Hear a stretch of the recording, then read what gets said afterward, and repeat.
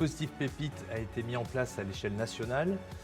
Ça a été un grand progrès puisque ça a permis à tous les établissements d'enseignement supérieur d'accéder au programme de sensibilisation et d'accompagnement à l'entrepreneuriat étudiant et notamment, bien évidemment, la création d'un statut national étudiant-entrepreneur qui permet la reconnaissance par les pouvoirs publics, par les établissements d'enseignement supérieur, du fait qu'un étudiant conduit un projet entrepreneurial pendant ses études ou à l'issue de ses études. Donc c'était un élément très important puisqu'on franchissait une étape par rapport à ce qui pouvait être fait par le passé en matière de sensibilisation, avec une étape supplémentaire dans ce qui serait l'engagement entrepreneurial, c'est-à-dire des étudiants qui s'engagent beaucoup plus dans le processus entrepreneurial. Et effectivement, le statut étudiant-entrepreneur permet cette reconnaissance à l'échelle nationale et bien évidemment à l'échelle des écosystèmes des établissements d'enseignement supérieur.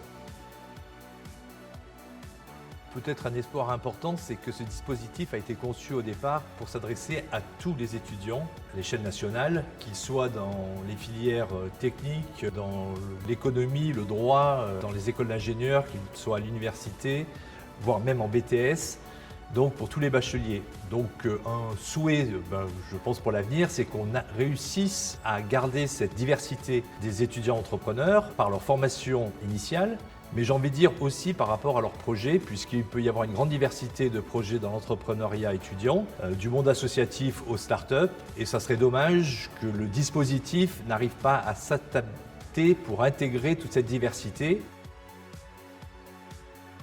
L'enjeu, c'est la création d'activités et de bien avoir à l'esprit que l'entrepreneuriat, c'est créer des activités. Ça peut être des startups, encore une fois, mais que ce n'est pas que le monde des startups. Ça peut être des activités beaucoup plus traditionnelles.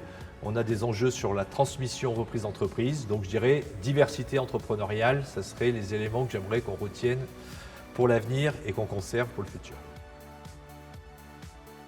Un élément fort sur l'entrepreneuriat, c'est l'engagement dans le process de création d'activités et peut-être l'obtention d'un premier client est un moment fort dans un projet et c'est peut-être l'élément que j'aimerais retenir sur un projet entrepreneurial.